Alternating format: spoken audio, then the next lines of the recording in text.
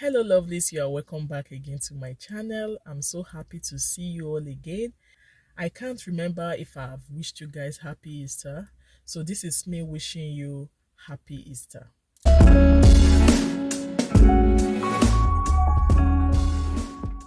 Yeah, let's go into the business of today.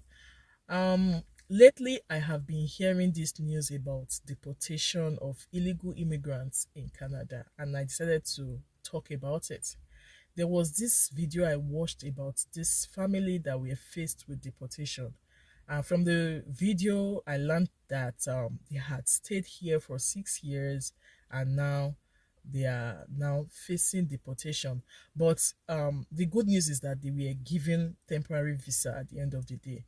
But I want you guys to know that it's not everybody that will be very lucky to get the temporary visa or temporary stay.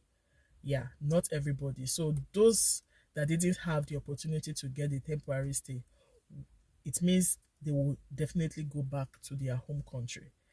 You know, one thing about this relocating, relocating, that is final relocation, it's like a big project. Just imagine yourself building a house. It's a big project, and what you do, you will plan for it, because if you don't have a proper plan, your house won't come out well. In most cases, it may just collapse. So that is how this relocation thing is. When you want to relocate, you need to do your proper planning and don't cut corners. Yes, some people do cut corners and they'll go free, while some may not go free. If your plan is to stay in Canada, then plan it well. I know some persons will be like, when we get there, we'll always find our way, or when we get to the bridge, we will know how to cross it. If you are applying for a visiting visa, from the name visiting visa, it means you want to just visit and go back. But some persons will be like, let me visit and then maybe from there I'll just stay back and start living life.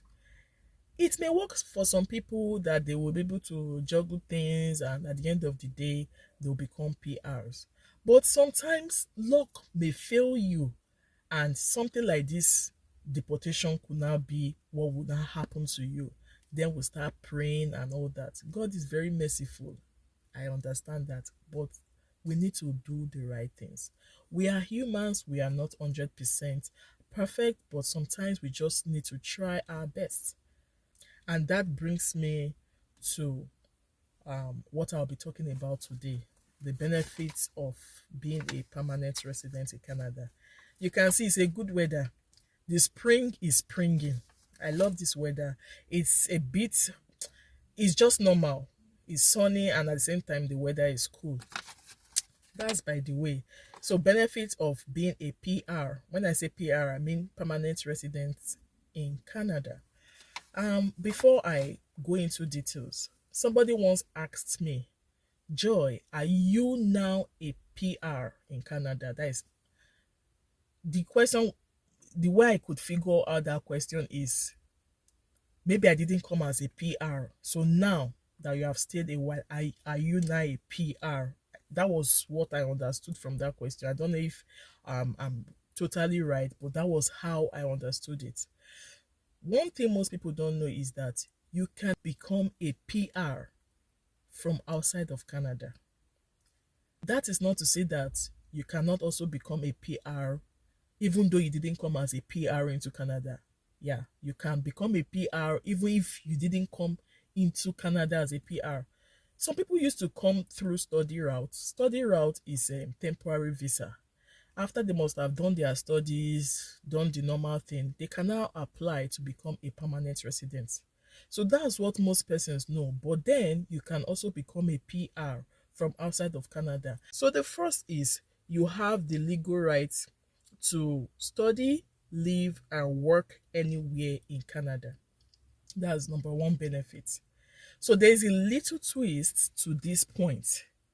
Fine, as a PR, you can live anywhere in Canada, you can study anywhere in Canada, you can work anywhere in Canada. So the little twist is that if you got PR via express entry route, you can actually land anywhere. Maybe you wrote you will be going to Manitoba. You can decide to go and land in Ontario. But if you got PR via PNP route, that is provincial nomination route, you may have to stay in that province that nominated you for some time.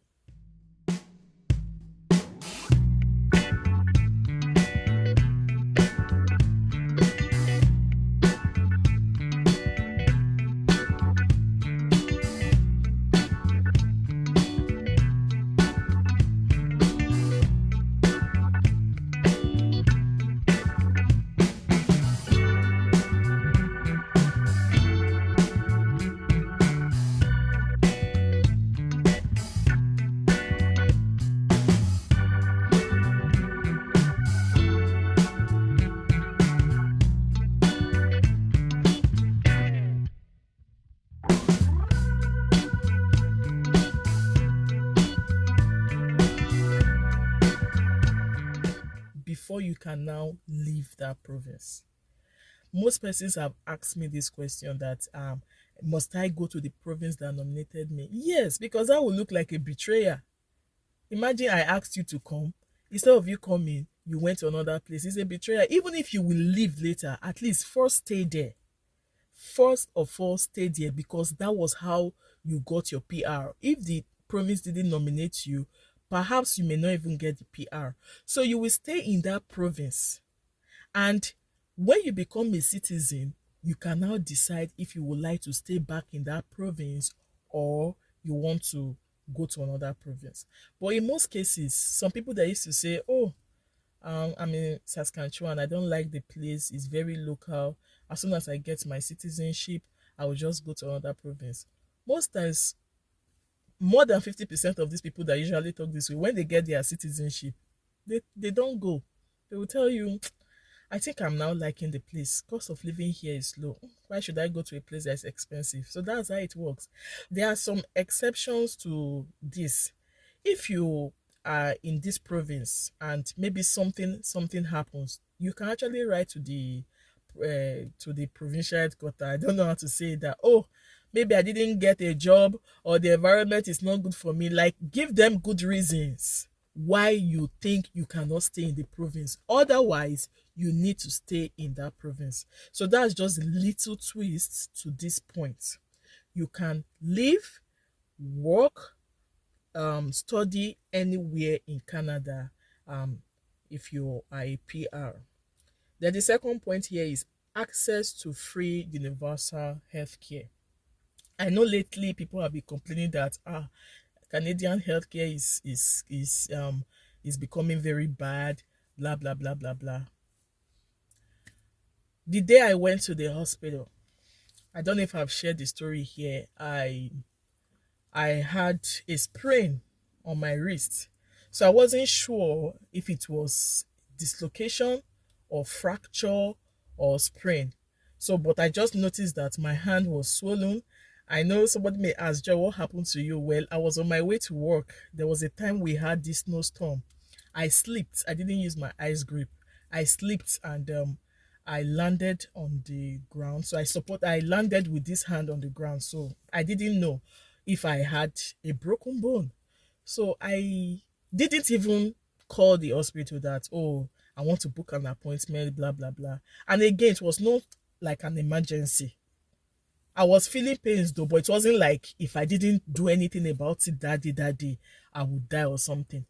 I didn't call the hospital. I just went to Google. I just typed the nearest hospital close to me. Then we drove there. When I got there, max 1 hour, they attended to me. They gave me treatment. They gave me sling. I was wearing sling for some time, and before I got well. So the next point here is roadmap to Canada citizenship. So when you're a PR, in 3 years' time, you become a citizen and you will have more benefits. Next point, you have freedom to start a business. If you want to start a business here in Canada, number one thing is be a PR. You get access to government programs when you are a PR. Then economic opportunities. So there's this place we did our registrations. You know, when you just land into Canada, you need to do so many registrations, like getting a school for your child, many things, applying for health card and the rest. There, they will also give you opportunities to job, or to jobs rather. So when I went there, oh, do you have a job yet? No. Okay. We'll give you, is he a coach, they call it, that will always check on you, tell you the job opportunities, tell you how to do your CV, you understand, how to arrange your resume. That's because you are a PR. If you weren't a PR, you won't have access to those opportunities, and everything is for free. Sometimes they will even call you, have you gotten a job yet? Okay, do you mind if we can train you? When will you be available for trainings, like the rest? If you are not a PR, you may not have access to those opportunities. The next benefit here is family sponsorship. You can only sponsor your family member if you are a PR or a citizen. If you're a visitor, or let me just say, if you're on a temporary visa, you won't be able to do that. You won't be able to do that. So that's also another benefit of you um, being a PR. Yeah. You also have access to social security in case anything happens and you need to contact somebody. If you're a visitor, you may even be scared to like go take it far, or maybe you are not even a legal person here. You may not be able to take the matter far, depending on whatever must have happened. But if you're a PR, there's this confidence you have. Okay, I can call the hospital, I can call this. So you have access to social security. Again, if you're a PR, you will get access to legal rights protection under the Canadian law. The next point here is that you can get most benefits that Canadian citizens have, such as child benefits and GST that is being paid to the spouses. So what this means is that if you are a PR and you've got kids, they will have access to child benefits, and you too, you'll be paid GST/HST benefits. The next point here is social integration. When you're a PR, it is easier for you to integrate into the Canadian system. See, I am still understanding Canadian system. If you don't get accustomed to the system, you will just be left behind. So one of the ways you can quickly integrate into the system is you being a PR, because most of the things you will know as a PR, a visitor may not understand it. It will look like Greek to them. They will not understand. When you are telling them about, oh, this is how it will be sounding weird to them because they are not yet in the system. So that's another benefit. You may not really see it as a benefit though, but it's a benefit on my paper that I've written here. Social integration. So when you look at these benefits, I may be leaving out some points. Maybe in case you're a PR in Canada and you're watching this video, you can still state some points in the comment section for those that need to see it. Okay, so when you look at these things, it pays to become a PR than you hiding, or when they talk about any immigration law, you'll be scared. I hope you enjoyed this video, and if you did, kindly give it a thumbs up. Don't forget to share this video to your loved ones. I believe they will gain one or two things from it. You know why most persons also go through the wrong way is that they have not been told the consequences, or they don't know what they stand to gain if they follow the right path. So they just feel, let me do it this way because people are doing it. But I believe when they have a good knowledge about what they are going into, I believe at least 70% of them will do the needful. So that is why we are making these videos for you guys. Or let me speak for myself. That is why I'm making this video. Don't forget to like, comment, and share this video. See you all in my next one, and stay blessed.